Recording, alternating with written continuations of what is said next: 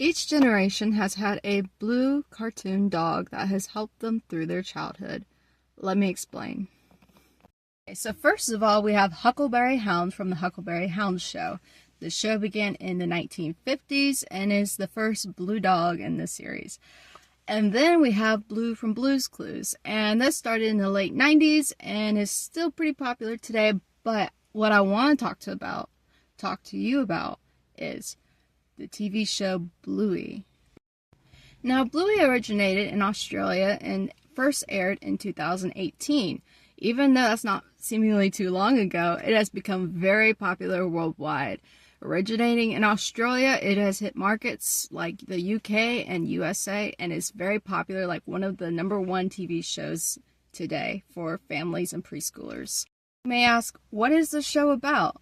Well, it is about Bluey, the namesake, is a blue heeler dog with her family.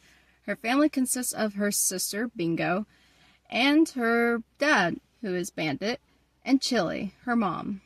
The premise of Bluey is on play and imagination. So, like, every episode is named after the game they play. So, like, they'll be playing an imaginary game, they'll be having fun, but the best part of it is the parents get to interact with the kids.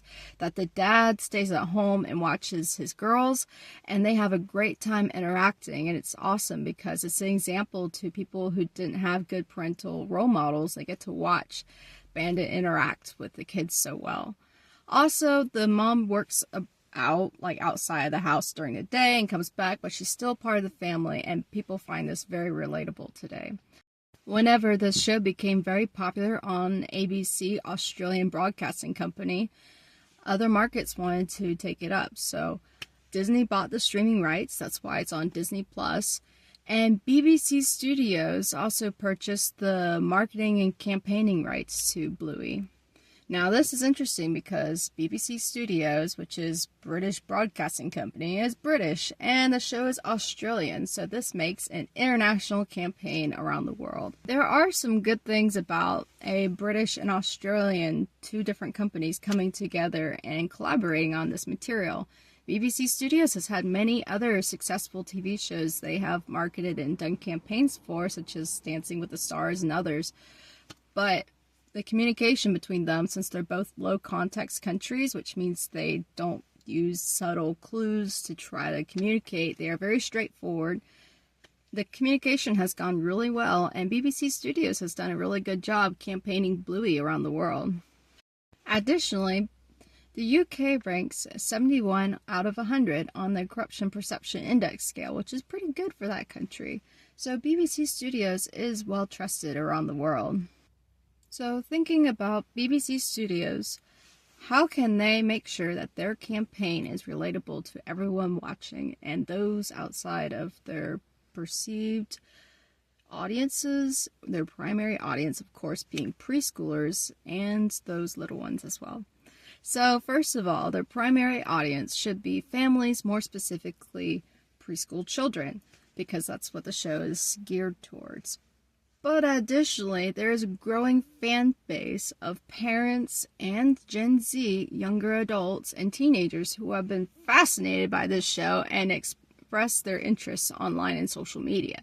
So BBC Studios needs to consider this whenever making their campaign and make it friendly for everyone, which is a big task to make.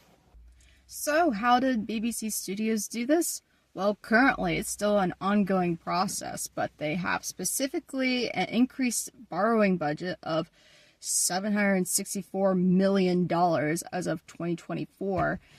That's a lot of money, and they have been spending it quite well. For example, they have a new opening this month of November of 2024, Bluey's World, which is like an interactive experience in Brisbane, Australia, and it's like a guided tour. You get a little tour, like an hour tour of a life-size replica of Bluey's house, along with an interactive play area and merchandise and food. And of course, Ludo Studios, the creator of Bluey, want to make sure it was accurate to the house. And BBC Studios, along with the the Australian government, has done a great job of getting along with each other and creating this new attraction. Another thing that BBC Studios has recently done for Bluey is to sign a contract with TY Studios to make Bluey plushies, the company that is famous for their Beanie Babies and other toys. Bluey is a very successful toy manufacturing item. It is number 2 in the United States and number 1 in the UK of preschool toys as of 2023. Of course, there are some other cool ways that Bluey has done well in other outreach campaign markets. So they have made an official website created by Girls Incorporate, and they have a video game, Bluey the video game, and like albums of music for Bluey. And recently they have, since we were just now around Thanksgiving time, they have the 3rd annual float for Bluey, and this year Bluey is chasing her keepy uppy red ball along with a little it was a cute little car thing with 2 grannies, Bluey and Bingo, pretending to be what was it, Gladys and I don't remember, but anyway, it was so cute. They had like Bluey and Bingo as grandmas driving their little toy car, and it was so adorable. And on social media, Bluey has done really well. Everything from word of mouth and earned advertising to their own official social media pages has done incredibly well as far as I've seen. Everything's positive, not much negative feedback, if any.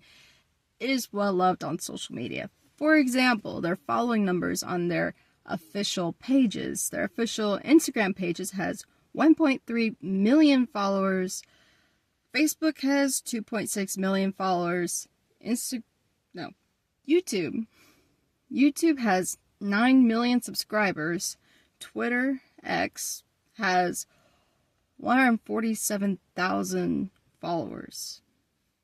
So what are people saying about Bluey on social media? Gen Z is like, oh, this is healing my inner child just to watch these and just see the imagination in the play. It's so wholesome. Or other people just being like, wow, what a great role model these parents are in this TV show. Like these dogs, like Bandit and Chili, they are so great at demonstrating what good parenting is. They know how to play with their kids. They're interactive. They're kind to their kids. Like, we need more examples of this.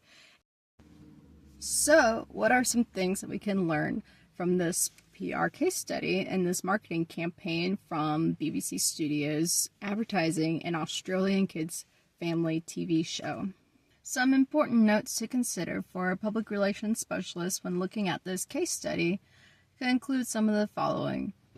So it's important to keep the original company in mind whenever you are promoting it to other places around the world, that it is important to keep the same personality, the same persona, if it applies well to other countries, even though some words may not be the same and some cultural aspects might be different, but it worked for Bluey. Another one could be just earned advertising, and word of mouth has helped Bluey so much. Like, there's so much positive things being said about Bluey that is just so great. You don't have to pay for that, but the fact that you earned people's trust and that people love it, that's really a positive thing. And also, it's important to know your limits. The BBC Studios is trying to look for another current success like Bluey so that they can keep the campaign going, because this is getting expensive. So it's important that BBC knows their limits. How far can this Bluey campaign go? Will there be a day when Bluey's not as popular anymore? Will they still be able to promote Bluey the same? Also, it's important to stay flexible. BBC Studios has been able to collaborate with other governments and organizations and companies to help promote Bluey. They have done a great job with that. And it's an ongoing thing, so you don't know what could happen. There could be a crisis sometime. It could go successfully well. It could be a thing of the past in a couple years, or it could just be a legacy forever, and we all love Bluey 50 years from now. I have no idea. But we'll continue to see what happens to Bluey and keep enjoying Bluey.